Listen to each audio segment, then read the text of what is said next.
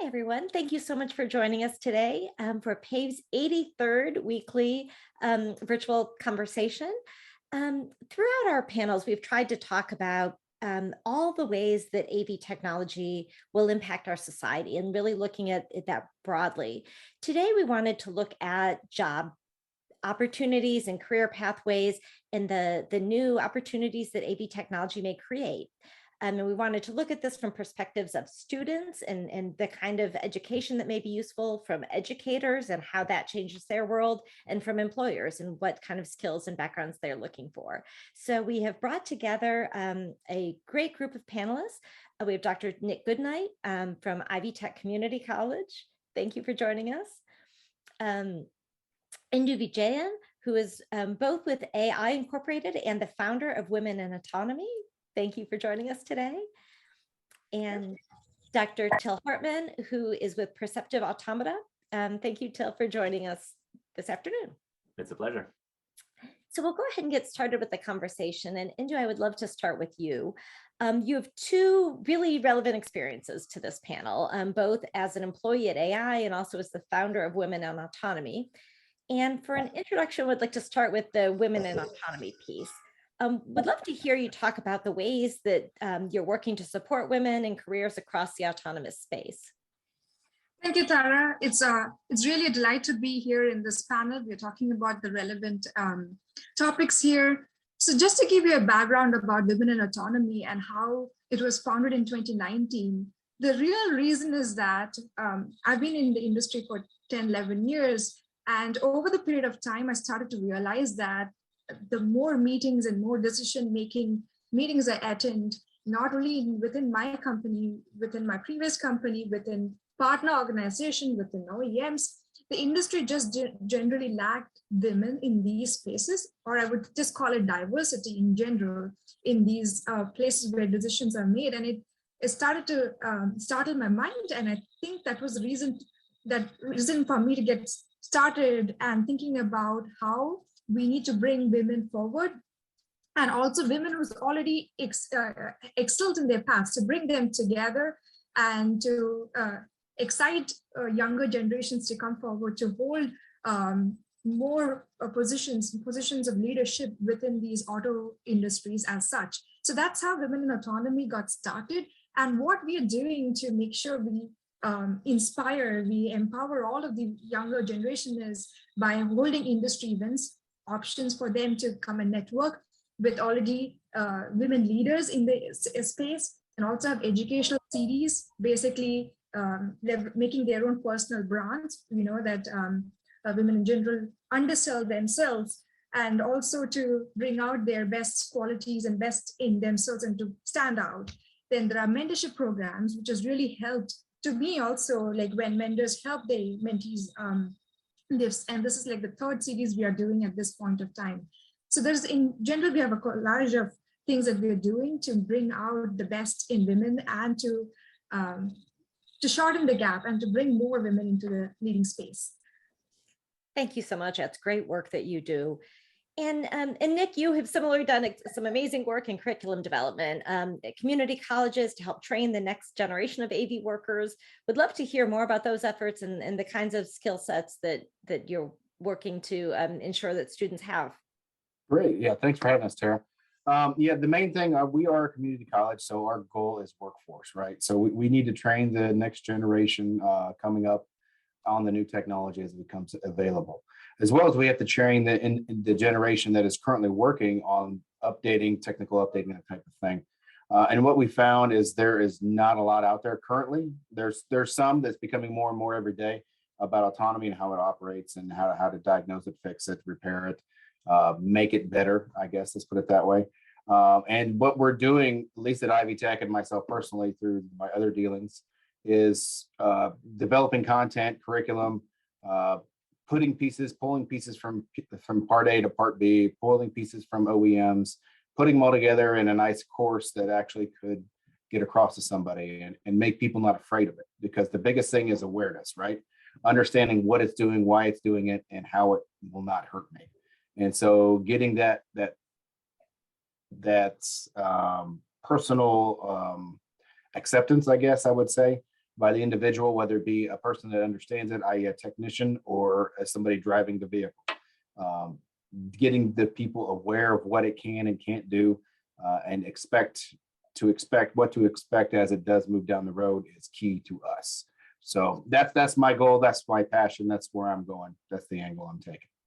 And I'm curious what that looks like. Is it specific courses specifically on autonomy, or is that just woven into Well, courses? it's woven into every course, but it's primarily embedded in most of our electrical type courses, because it's a highly sensor fusion driven technology, not so much like an ICE motor.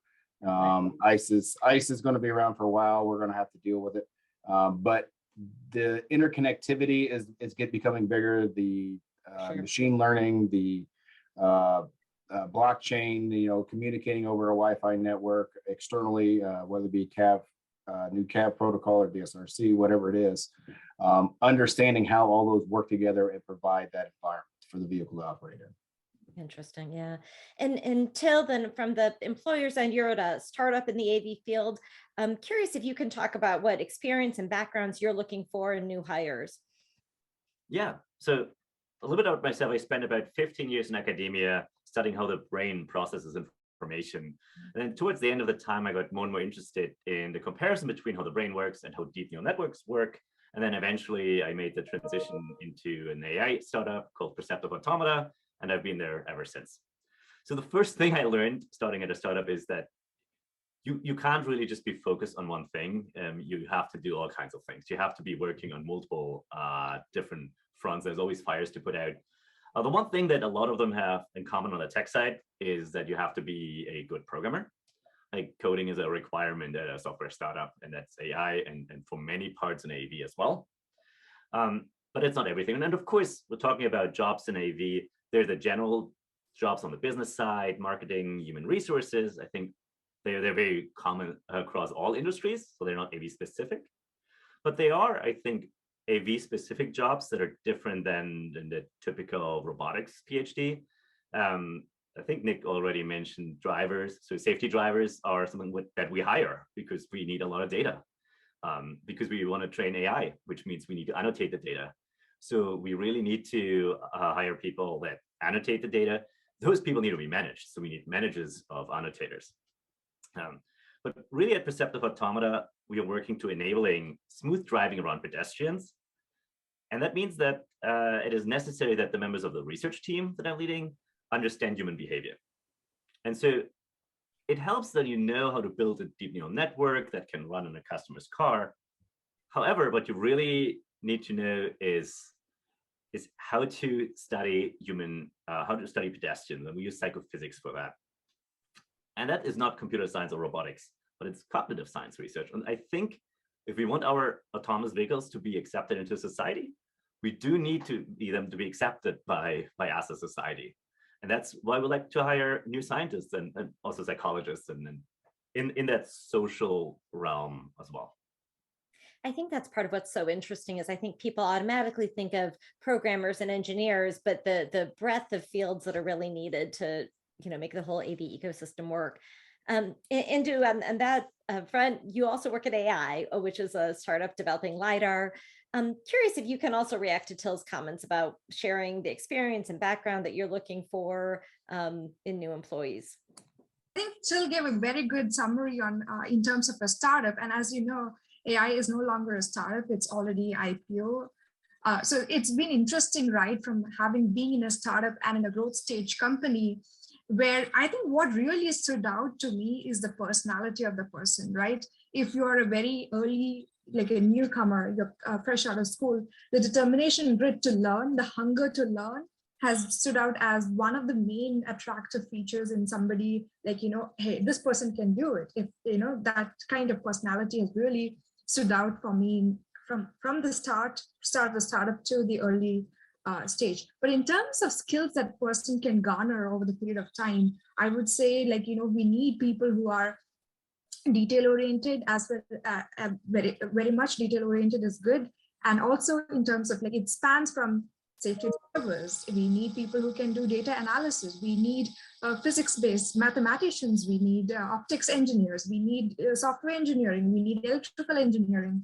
And managers who can put technical management to make the right decisions to move things forward. There's like a wide spectrum of people we need. And we also need people who understand the what we are deploying it for, which market we are deploying it for, and how best suited this product is for that vertical and to that environment. So there's a wide variety of people we need in this space. So yes, yeah, that's my takeaway on being in a LiDAR startup and finally into a IPO LiDAR company. For sure. And then Nick, I'm curious, as you're someone who's helping to prepare students, are these all positions that require 4 years degrees, or obviously you are working with community college students, are there positions that are kind of available for all levels of education? Yeah, I mean, will there be 4-year degrees for some of these situations? Absolutely. And PhDs and MBAs, you name it. But there are a plethora of jobs for a plethora of careers for those with less than 2 years. I mean, it could be a simple certificate, something you get done in a year and a half, just depending on what puzzle piece you are in the big puzzle, how far you want to go. And so do you want to do the psychology, the socioeconomic changes? Do you want to do the LiDAR, the engineering? Do you want to do the repairs portion? There's the amount of people we will need, like Indu mentioned, is astronomical. I mean, we already have a people problem for every profession just about, and this is going to make it worse, because what's going to happen is all the people that are really close up here ready to go, they're going to find a way to go, and then who's going to replace them? I mean, that's the next thing. It's going to hurt. The growing pains will come, and we'll have to work through them. For sure. Mm-hmm. And then Till, I'm curious how you think the AV industry can best support the educational system to communicate what types of jobs you're looking for and what may be available in the future, and what the needs of an employer like Perceptive Automata are. I think there's multiple aspects. One, for example, that we do at Perceptive is that we invite STEM high school students in for meet and greets. And so give them kind of like just a little overview of, here are the engineers sitting and coding along on their computers, and then we have lunch with them and basically embed them for a few hours. And I think that's a good learning experience. We offer internships, and we do outreach to universities. Just a couple of weeks ago, I gave a talk at the class on an ethics course for AI at Notre Dame University. And I talked about ethics and self-driving cars, which is actually quite an interesting topic. And Absolutely. The professor told me afterwards how engaged the students were, and they really talked about it afterwards. So I feel like going out and talking about it usually generates excitement. Yeah, absolutely, for sure. And Indu, you touched on this in your introductory remarks, but I'd like to go back to it about diversity. And you spoke about how more women are needed in this field. Curious about your perspective about why diversity matters. Why is that so important? And really thinking about it broadly in terms of background and education and geography and gender, race. Why is that such an important element in workforce development?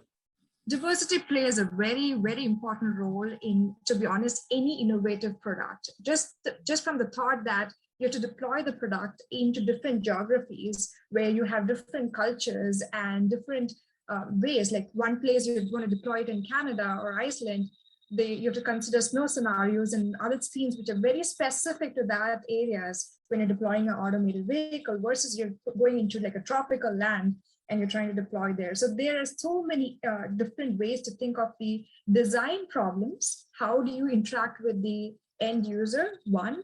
Second, what are the features that we should have to accommodate these different use cases?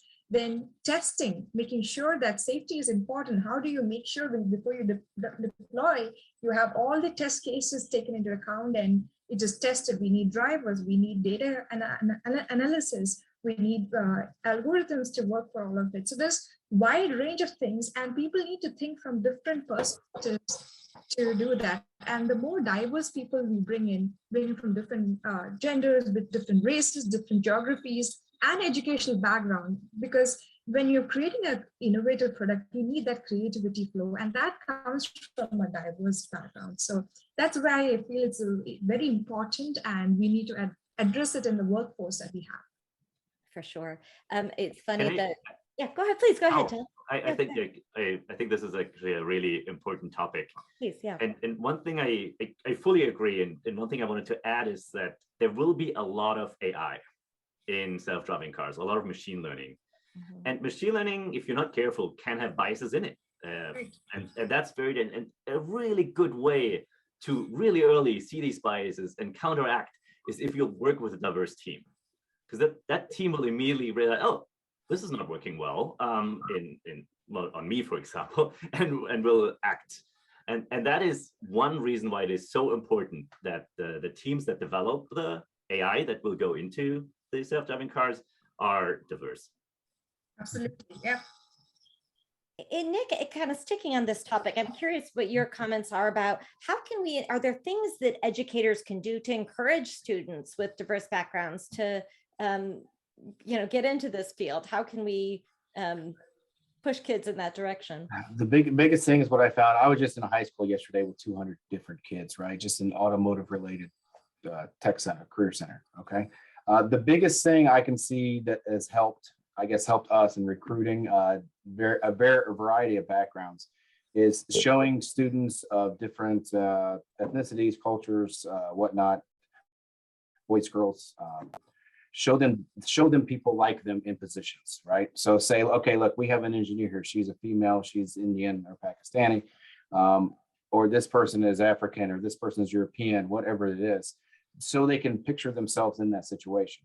We are underrepresented. I mean, obviously, majority of the community college in Indiana is going to be white. It's just the way it is, because primarily that's the biggest demographic currently.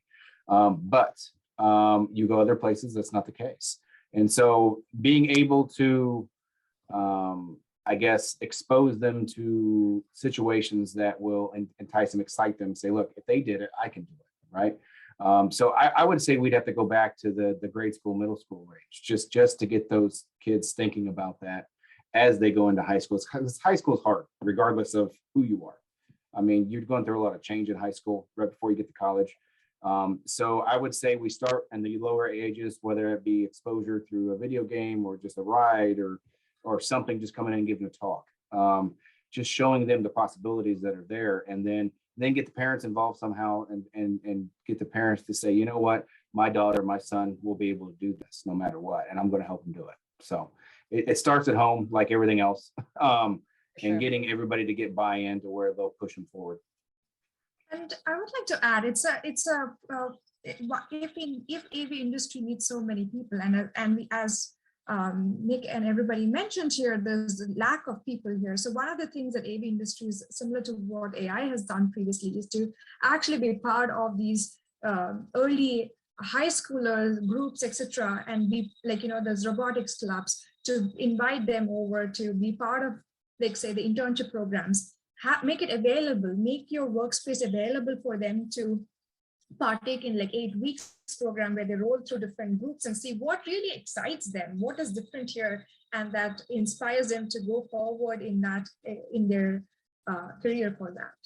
Right. Yeah, I agree. Yeah, I mean, I have a robotics lab outside my door. If I get a 12-year-old running a robot, she's used to see what happens. It's just ridiculous. I mean, them and all their little friends are amazed that they just said, oh, he pushed those 2 buttons and that robot picked up the candy bar. Sure. Yeah. Until I'm curious, this is sort of, they both have already addressed this question a bit, but one of the questions we got from the audience was from a teacher who said, are there specific activities, especially hands-on activities for younger students that you're aware of that can, that you would encourage teachers to do to get younger people involved? There's the ethics part of AI that I find sometimes maybe it's a little hard for middle school students, but it's really engaging because it's not only about AVs, but you learn also something about yourself, about humanity in general. And there's MIT's Moral Machine where you can play around with and look at results. I find that is fascinating. There's robotics kits that you can purchase that are just great. Maybe I'm just too excited when I play with them, but I think that's also true for kids. Yeah. Otherwise, if you really want to get people pumped up about the AV space, I always like, but there's so much potential of decreasing traffic deaths. There's so much potential in really decreasing carbon emissions, maybe also not exactly tiered towards middle schoolers, but I think that in general excites actually the young generation a lot as well. Yeah, absolutely.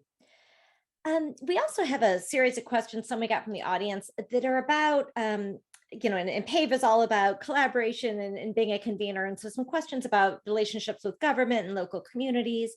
Wanted to kind of looking into the future. First, I wanted to ask what kinds of government policies, both on the local and state level and the federal level, could help to ensure that increasing automation has a positive impact on employment and workforce development.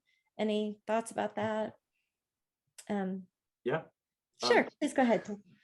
I think it fits into the larger topic we discussed about diversity. I think the government can try to help making sure that the job growth, and especially the high-paying jobs, are not only being captured by a small set of the society, because that would just lead to an increase in inequality. So that if we have policies that foster education at the early stages, so that everyone has a chance to actually become the person that does the next big improvement in the AV sector. And the way actually, besides fostering middle school education, is also by helping companies to get interns. So I think interns in the tech industry are becoming more and more common. Internship opportunities are great for people from a diverse background. You don't have to have your MIT from a great school to get an internship. And you really get this firsthand experience in a startup if you're there for 3 months or 8 weeks, or also a corporation. But of course, interns are usually paid, so they cost money. And if the federal government or state governments too provide grants for supporting interns more, I think that would be a policy that could easily do a lot of benefit in the whole hiring process. I would echo Dr. Till's comment on that, not only bringing out STEM opportunities for across all diversities as such, and also increasing awareness, right? What are the opportunities that lay ahead of them? Like, why choose STEM, right? You can have all of these programs, but bringing awareness to them, why this is important, how they can shape their life, shape their career, and how it's impacting the world, how it impacts in general. That, I think, at an education level, if we introduce those, I think it will have an impact as well on bringing more people in it. And also, I think not only STEM, we need to diversify in all sections of it, right? Like there is mathematics, physics, all of that science-related aspects of it, but also all the others that feed into it. We need a set of people who understands this. So there's so many opportunities. We need people to be aware of it, and any programs that support it would be really helpful. Absolutely. And Nick, I'm curious from your perspective, if there are things that employers can be doing to be getting the word out to students. Do you feel like students are aware of these job opportunities? And yeah, I mean, most of the students don't have driver's license anymore. I mean, everybody I see, they don't want to drive. So, I mean, this is right in their wheelhouse, I would say, because what's going to happen is you're going to have this whole generation. And this is not just an American issue. I've heard this from my European colleagues. I've heard this from across the world. Younger people don't want to do it. They want to pull out their phone. They want to call an Uber or what have you, or an autonomous vehicle. And so the employers need to see that. And I'm going to see these OEMs are going to come through and they're going to say, okay, you got to have X, Y, and Z before you work on this vehicle. And you got to have this training and that training. And so they need to learn to pay these people for this. I mean, the average technician wages is somewhere between $20 and $25 an hour. That person's going to be up to $40 to $50 an hour in a heartbeat. And that's just the basic. I mean, a really good guy is going to be closer to 100. So they're just going to have to learn this is going to, and it's going to be a big skill set. So as they migrate, all these older technicians move out of the field for whatever reason, whether they don't want to update or they just age out. These younger generation will take over and you'll have less. So that means you're going to have to pay them more because they're more valuable for each individual. And showing these pathways, I mean, just walking through the 8th grader and say, look, you could do step 1, step 2, step 3, and voila, you got a good career. This is not the same person that changed oil in your mom's minivan back in 1995. Exactly. Yeah. that's the big, it's an image thing. Mhm. So changing the image is key. That makes a lot of sense. And then another question we got from the audience was sometimes the lack of awareness or expertise among local governments, and whether you see career opportunities there for young people who can get involved in the governmental side to help expand the level of knowledge about this technology. Are there career pathways you see in the public sector? I would say municipalities would be the biggest thing. These make the most sense in the bus routes and the trash trucks and the plow trucks and those type of things. So I would see city government should love this because it reduces their footprint as far as manpower, and it should decrease costs, and hopefully my taxes go down at some point. I actually would like to point out that many of the cities, actually the one we are in Dublin, California, they have their own AV, the city itself owning a AV program, and they have people managing it and work around it. So there is already programs in place in cities where this is encouraged. So like I do see a lot of job opportunities coming from there as well. And Sure. there's also a lot of planning in cities, right? Yes. That's what cities do a lot, and the AV will change a lot. However, if we just replace every car we have right now that has an internal combustion engine with a self-driving car, that won't solve congestion issues, and it won't also solve problems for neighborhoods.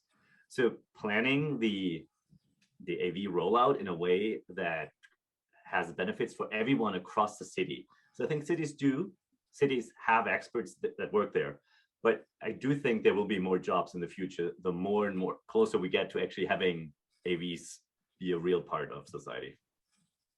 For sure. And that seems to be a theme that comes up a lot in our panels, is kind of like the domino effect that, or the ripple effect that, AVs will, every step you take further, you think about changes to this and changes to this, and then the new opportunities and job opportunities that come as a result of, infrastructure and law enforcement and first responders and all these different, things that will be impacted in the longer term. Speaking of the long term, curious, we've talked a little bit about jobs now and opportunities available now. Are there other kind of shifts long term that you all see in the horizon as AVs become a bigger part of our transportation system? The regulations, everything around state regulations, government regulations, and also like insurance, everything is going to have to change as we move forward. So that's one interesting space, I think, needs a lot more work. Mm-hmm. Let me put it this way: there is federal level, state level legislatures, and also international level that needs in place. It's still being carried out by different standards, ISO standards, sort of standards that's coming around, AI as such, and also then in general, like we need like other private organizations which currently hold insurances, and those bodies, they also need to come together on what happens in the future when AV comes in place. So I think that's another space where we need more people to come together, think about, and there's more expertise required in that areas. Absolutely. Insurance is such a complicated one. We're almost out of time. I guess just really quick from each of you, I'd love to hear you say, like, for young people out there listening, what is the one piece of advice you would give to young people who are thinking about this space? Keep learning. I mean, you're going to have to continue and change. So accept change, because change is going to happen regardless. Those that don't accept it will have more problems than those that do. So I would say just keep learning day to day. Absolutely. Any other final comments? We're out of time. I think reach out to people in the industry. There is so much to learn from each other. So any a chance you get to network or meet somebody who's working in the space, talk to them. And the more you learn, the more you get information, you're better informed, and go for it. Absolutely. Yep. Wonderful. Perfect. Well, Tilda, I'm sorry. Did you have a last comment? I didn't mean to cut you off. No, I would just iterate that, like, the learning and talking to people, be open, and that will be probably one of the most important things. Curiosity, absolutely. Perfect. Well, it's been great talking to all three of you. Interesting perspectives and exciting to think about the future ahead. Thank you all for joining us, and thanks to our audience for joining us this week. And you can see all of our panels at our website, pavecampaign.org. And this conversation will also be available on our podcast called the PAVEcast. Thank you, and we will see you next week. Thank you.